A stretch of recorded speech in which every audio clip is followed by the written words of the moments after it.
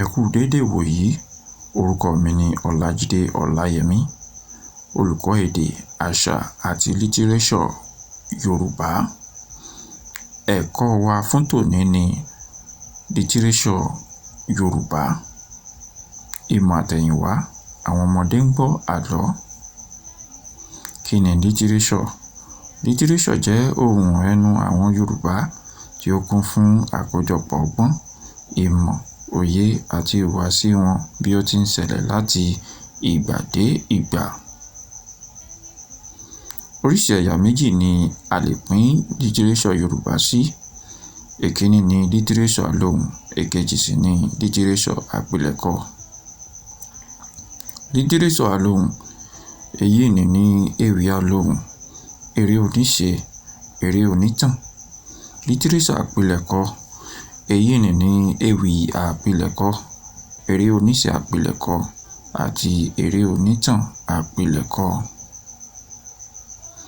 Lítíréṣọ̀ alohùn, èyí ni ẹ̀yà lítíréṣọ̀ tí ìṣẹ̀dá wọn máa ń wáyé lójú agbo eré. Ó lè jẹ́ ewì, eré oníṣe tàbí eré onítàn.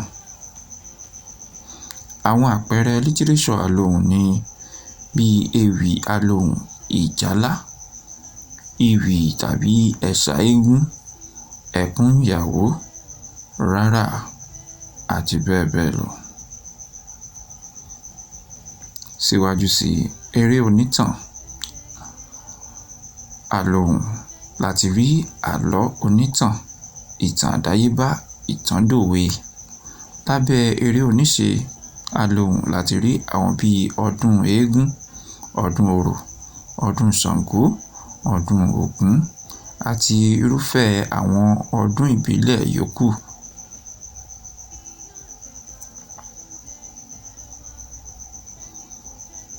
Lítíréṣọ̀ àpilẹ̀kọ, èyí ni ẹ̀yà lítíréṣọ̀ Yorùbá tí ìṣẹ̀dá wọn máa ń wáyé nípa kíkọ sílẹ̀ sínú ìwé. Ó lè jẹ́ ewì, eré oníṣe tàbí eré onítàn.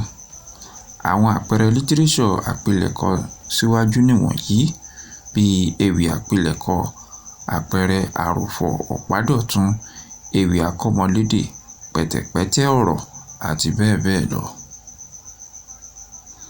Síwájú sí eré onítàn àpilẹ̀kọ láti rí àwọn bíi ògbójú ọdẹ nínú igbó Orúnmọlẹ̀, àgbàlagbà àkàn, kọ́pà àti bẹ́ẹ̀ bẹ́ẹ̀ lọ.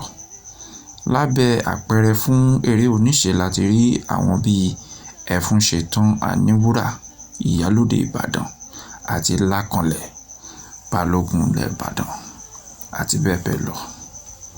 Fún ìkádìí, lítíréṣọ̀ alohùn, a kò lè sọ ní pàtó ẹni tí ó kọ́kọ́ ṣẹ̀dá lítíréṣọ̀ alohùn kan tàbí òmíràn nítorí pé ìṣẹ̀dá rẹ̀ jẹ́ àtẹnudẹ́nu. Lítíréṣọ̀ àpilẹ̀kọ, a lè tọ́ka ẹni tí ó kọ́kọ́ ṣẹ̀dá lítíréṣọ̀ àpilẹ̀kọ yálà ewì, eré oníṣe tàbí eré onítàn nítorí tí ó ní àkọsílẹ̀ tí ó múnádóko. Láti mọ̀ nípa wa síwájú sí, ẹ kàn sí wa lórí àdírẹ́sì kánàkó wa yorubachannels@gmail.com tàbí kí ẹ máa wò wá síwájú sí lórí YouTube channel wa Yoruba Channels. Ọpẹ́ pàtàkì lọ́wọ́ Rántí fún orin ìwé kíkọ. Ire o.